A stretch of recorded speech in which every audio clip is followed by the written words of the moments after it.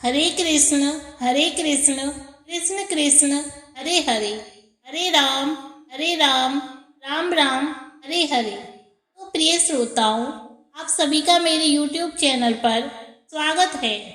आज हम आप सबको सुनाएंगे श्रावण शुक्ल पक्ष की उत्तरदा एकादशी व्रत की कहानी। युधिष्ठिर कहने लगे कि हे भगवान, श्रावण शुक्ल पक्ष की एकादशी का क्या नाम है? व्रत करने की विधि तथा इसका महात्म कृपा करके कहिए। मधुसूदन कहने लगे कि इस एकादशी का नाम उत्तरदा एकादशी है। अब आप शांति पूर्वक इसकी कथा सुनिए। इसके सुनने मात्र से ही वाजपेयी यज्ञ का फल मिलता है। द्वापर युग के आरंभ में महिष्मती नाम की एक नगरी थी, जिसमें महिजीत नाम का एक राजा राज्य करता था। लेकिन पुत्रहीन होने के कारण राजा को राज्य सुखदायक नहीं लगता था। उसका मानना था कि जिसके संतान न हो उसके लिए यह लोक और परलोक दोनों ही दुखदायी होते हैं।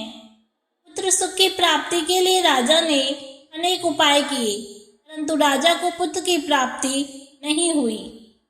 वृद्धावस्था आती देखकर राजा ने प्रजा के प्रतिनिधियों को बुलाया और कहा, हे प्रजाजनों, मेरे खजाने में अन्याय से उपार्जन किया हुआ धन नहीं है, न मैंने कभी देवताओं तथा ब्राह्मणों का धन छीना है। किसी दूसरे की धरोहर भी मैंने कभी नहीं ली। प्रजा को पुत्र के समान पालता रहा। मैं अपराधियों को पुत्र तथा बांधवों की तरह दंड देता रहा। कभी किसी से घृणा नहीं की, सबको समान माना है। सज्जनों की सदा पूजा करता हूँ।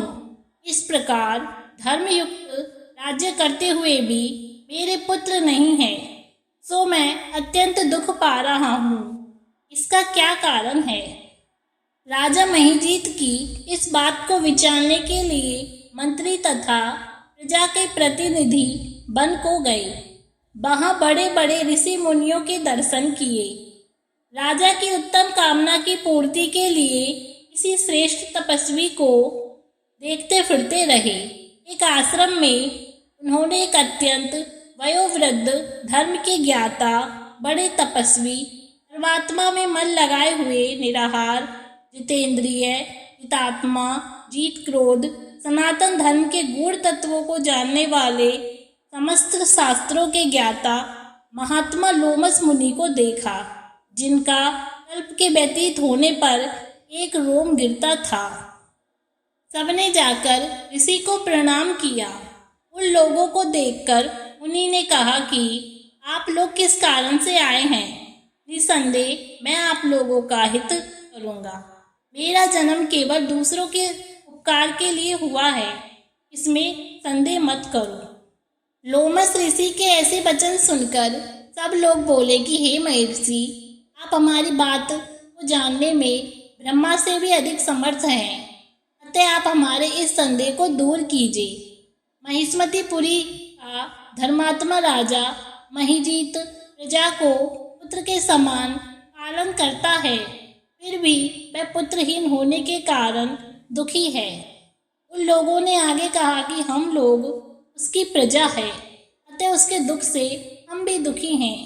आपके दर्शन से हमें पूर्ण विश्वास है कि हमारा यह संकट अवश्य दूर हो जाएगा, क्योंकि महान पुरुषों के दर्शन मात्र से अनेक कष्ट दूर हो जाते हैं। अब आप कृपा करके राजा के पुत्र होने का उपाय बतलाइए। यह वार्ता सुनकर किसी ने थोड़ी देर के लिए नेत्र बंद किए और राजा के पूर्व जन्म का वृतांत जानकर कहने लगे कि यह राजा पूर्व जन्म में एक निर्धन वैश्य था। निर्धन होने के कारण इसने कई बुरे कर्म किए।